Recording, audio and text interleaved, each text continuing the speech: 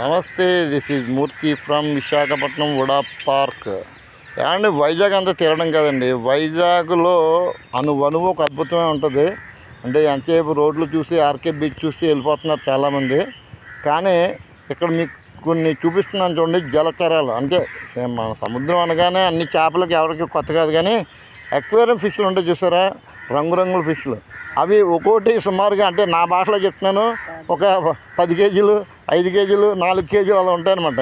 ఇది చూడండి, ఇక్కడ తాబేలు కూడా ఉన్నాయి. ఇక్కడ మీకు గమనించండి. అంటే ఒక్కటి కాదు, ఇప్పుడు మనం మనుషులు ఇలా ఒడ్డుకు రాగానే మనం ఏదో ఆహారం పెడతామని చెప్పి వచ్చేస్తూ ఉంటాయన్నమాట. అవి పాపం వాటికి ఆశ నిరాశ అయింది. కేవలం నేను సొల్లు తప్పించి సరుకేం లేదన్న సంగతి వాడికి కూడా తెలియదు. అందుకని ఇప్పుడు నేను ఇక్కడ షూట్ చేస్తుంటే నా దగ్గరికి వచ్చేవి. అంటే ఒకసారి చూడండి, చూస్తున్నారు కదా ఎన్ని రకాల మల్టీ కలర్ చేపలు అన్నీ ఉన్నాయండి. ఒక్కటి కాదు, చూసారు కదా, అది విషయం గమనించారు. కాబట్టి ఇప్పుడు సబ్జెక్ట్ మాట్లాడుకుందాం. ఇది ఎక్కడో లేదండి, చూసారు కదా, విశాఖపట్నం వుడా పార్క్ లోపల ఒక బోట్ షికారి ఏరియా ఉంటుంది. అదిగోండి, అది సముద్రం. మీకు కూడా బాగుంటుందండి. ఎంతసేపు అటువైపే కదా, అంటే రుచికొండ వెళ్ళొద్దని చెప్పడం, కానీ పుణ్యం పురుషార్థం అన్నీ చూడాలి కదా, ఒకటి కాదు కదా.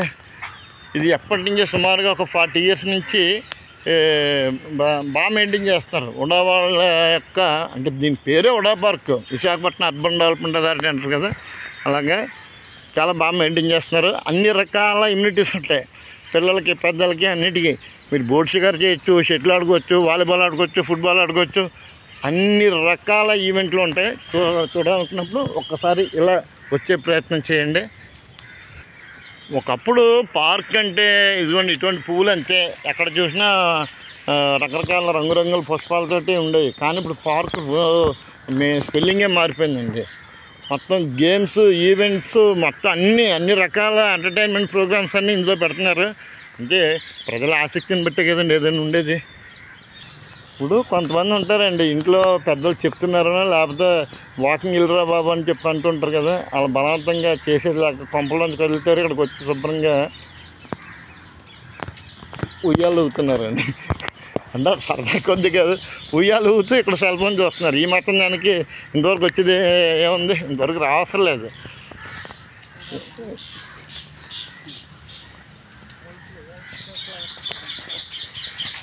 చూడండి, బాగుంది కదా.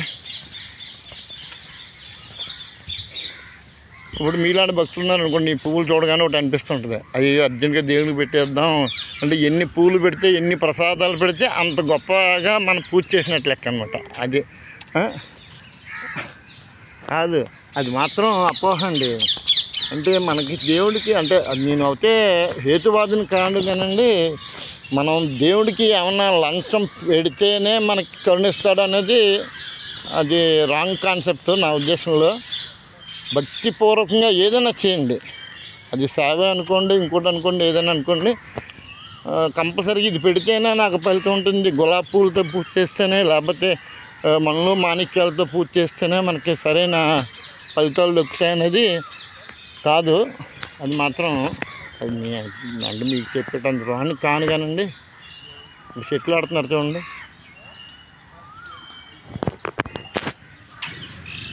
అండ్ సర్ఫేస్ చూసారా, ఇప్పుడు మన తార్ రోడ్డు మీద నడిచాం కదా, ఇక్కడ చూడండి, అంటే ప్లాస్టిక్తో ఫ్లోరింగ్ అనమాట.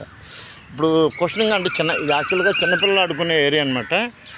బేబీ కిడ్స్ ఉంటారు కదా, వాళ్ళకి మనం ఇలా నడుస్తుంటుంటే స్ప్రింగ్ యాక్షన్లో ఉంటుంది అనమాట.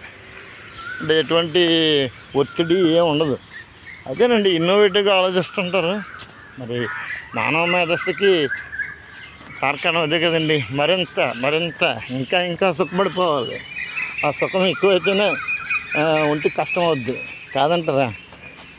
సుఖం ఎక్కువైతే ఒంటికి కష్టం. బాగుంది,